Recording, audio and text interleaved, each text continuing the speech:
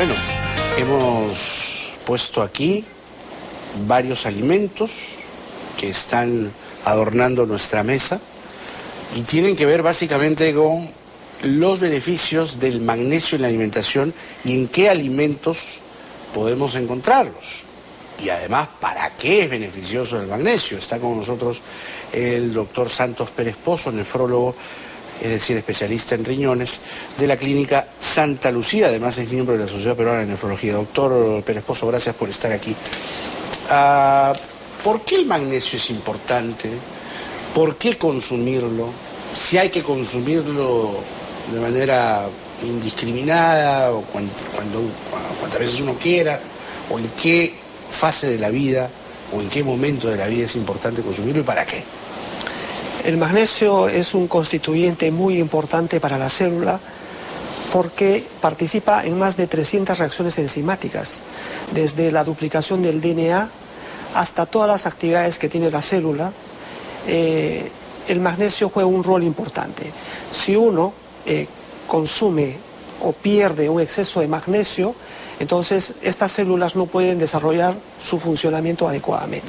O sea, para aterrizar la idea que usted nos está exponiendo, a mayor cantidad de magnesio en el organismo, más posibilidades de prevenir el cáncer, por ejemplo.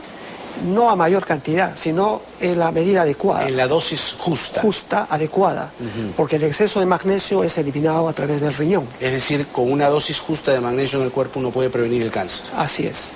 Lo que pasa es que hemos pasado de una fase de desnutrición a una fase de malnutrición. Quiere decir, comemos mucho, pero comemos mal. Comemos muchos hidratos de carbono, los azúcares, comemos muchas grasas, los ácidos grasos trans, que esto hace que uno tenga una deficiencia de magnesio. Como usted podrá ver en las imágenes, la alimentación que tenemos actualmente en nuestro país está exento de ensaladas, está exento de menestras, entonces son las fuentes constituyentes del magnesio principalmente en nuestra alimentación. ¿Qué es? Esta es la pregunta del millón, ¿no? ¿Qué es lo que uno no debe dejar de comer diariamente? Frutas y verduras. Así, porque nos dan, líquidos. Nos dan vitaminas, antioxidantes y nos dan todos los requerimientos que requiere una persona. ¿Por qué es importante un antioxidante? Porque va a bloquear todos los efectos negativos oxidantes que se genera en la célula. Es como un carro, cuando hay combustión en el motor, la gasolina elimina sustancias oxidantes, el organismo tiene que tener sustancias antioxidantes para bloquear todos esos efectos negativos. Entonces, literalmente es vital comer frutas y verduras. Literalmente.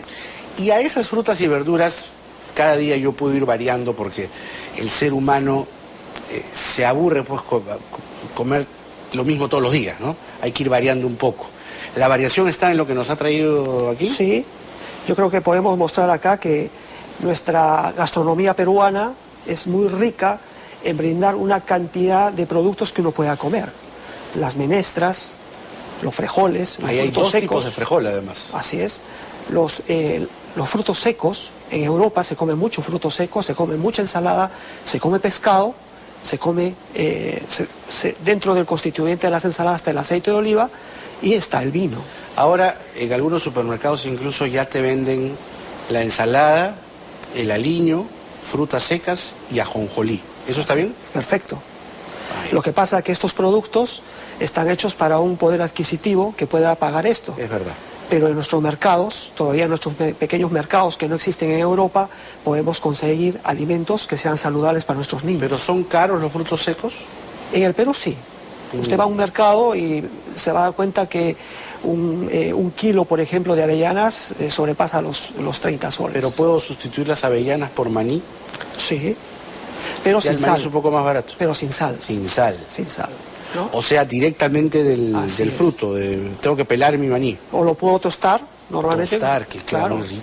Pero no agregarle la sal, porque la sal ocasiona que uno tenga mucha sed y aparte la sal ocasiona hipertensión arterial, especialmente en gente que tiene mucho riesgo. Quinoa. La quinoa es muy importante porque tiene fibra. Entonces, aparte de fibra, tiene cantidad de de sustancias que son favorables para el organismo.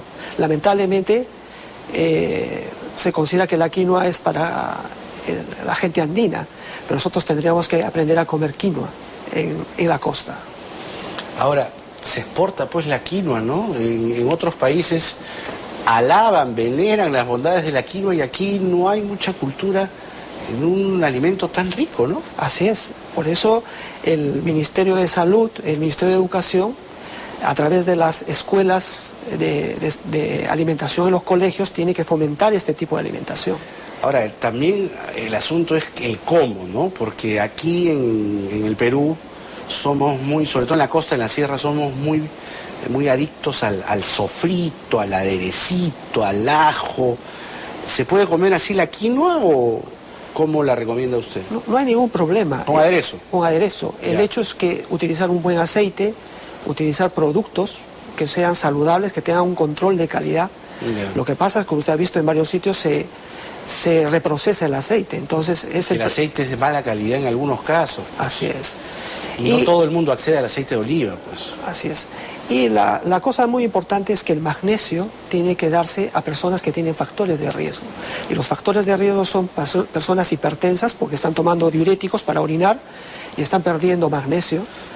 Personas que son diabéticas, personas que tienen diarrea crónica, personas que tienen problemas de hígado, que tienen cirrosis hepática, o aquellas personas que son deportistas, que ellos sí requieren una fuente importante de magnesio.